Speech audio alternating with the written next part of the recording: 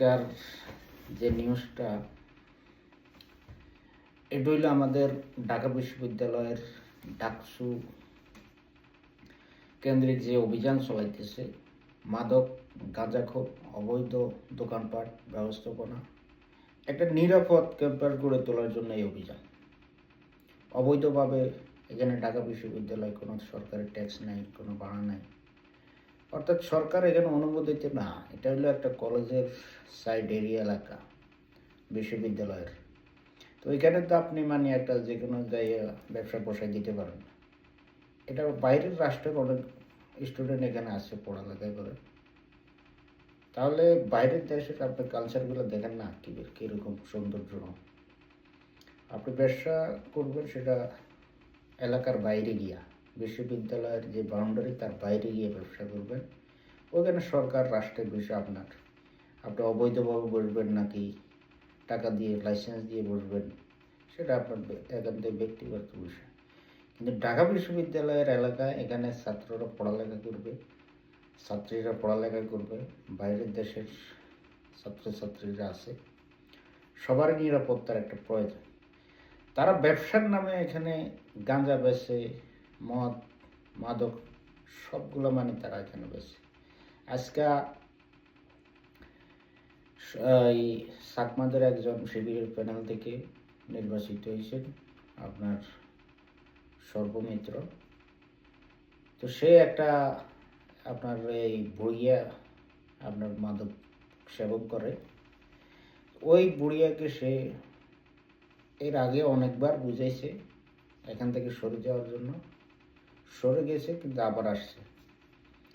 তো বারবার আসার কারণে, ভয়ভীত লোক হওয়ার কারণে সে এটা বিশ্বাস করে যে তাকে আঘাত করা হইব না বা তার উপর জোর খাটানো হবে না, এজন্য সে বারবার ঘুরে এখানে চলে আসে। তো আসলে উপায় না থাকার কারণে কিন্তু তাকে ভয়ভীতি প্রদর্শন করার জন্য লাঠিটা হাতে নিয়ে তার বস্তার মাধ্যমে দিয়ে একটা বাড়ি দিছে, তার শরীরে না, তার হাতে থাকা বস্তার মাধ্যমে। নোয়াখালীর ভাষায় বস্তা, অন্যান্য জায়গায় কী বলে আমি জানি না। তো ওই বস্তার মাধ্যমে আপনার 2-3টা বাড়ি দিয়েছে যাতে সে ভয় পেয়ে এখান থেকে চলে যায়।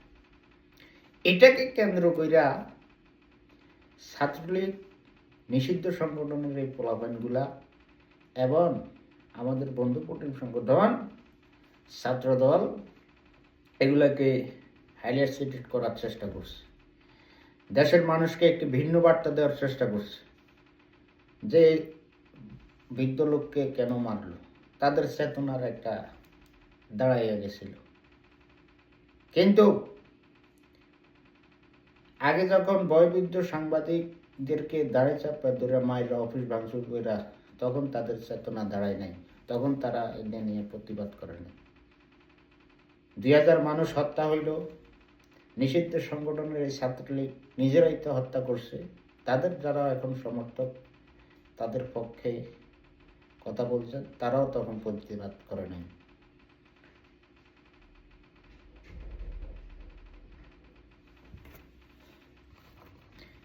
এখন তারা হঠাৎ প্রতিবাদী হয়ে উঠছে।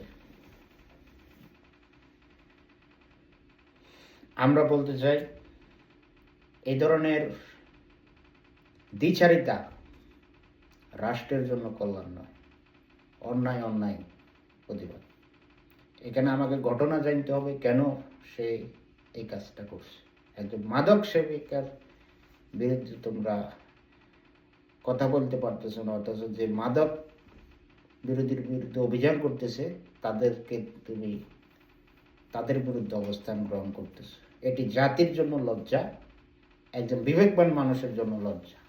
অবশ্যই তোমরাও তো এগুলোর প্রতি আসক্ত বোধ, যার কারণে তোমরা এই ধরনের লোকদের পক্ষ নাও। যদি তোমরা এই ধরনের আসক্ত না হও, তাহলে তো তোমরা পক্ষ নেওয়ার কথা না। এই যে পক্ষ নিতেছো ভালো কথা, কিন্তু তথ্য যাচাই বাছাই করবে যে এখানে কি হয়েছে। না যাচাই বাছাই করে তোমরা শেয়ার করে দিতেছো শুধুমাত্র শিবিরকে ব্যাকগ্রাউন্ডে খারাপ করার জন্য। বাংলাদেশের আপামর জনতা শিবিরকে এখন গ্রহণ করেছে। তারা চোখে দেখে বাস্তবতা থেকে তারা শিক্ষা নেয়। যে আসলে আমি কি শুনতেছি, কি দেখতেছি, আমার কথা এবং কাজে মিলতেছে কিনা, কারা কথা কাজে মিলাইতেছে। শিবির যে কথা বলে সে কথা রাখে, শিবির যে কাজ করে সে কথা বলে, যে কাজ করে না সে কথা বলে না।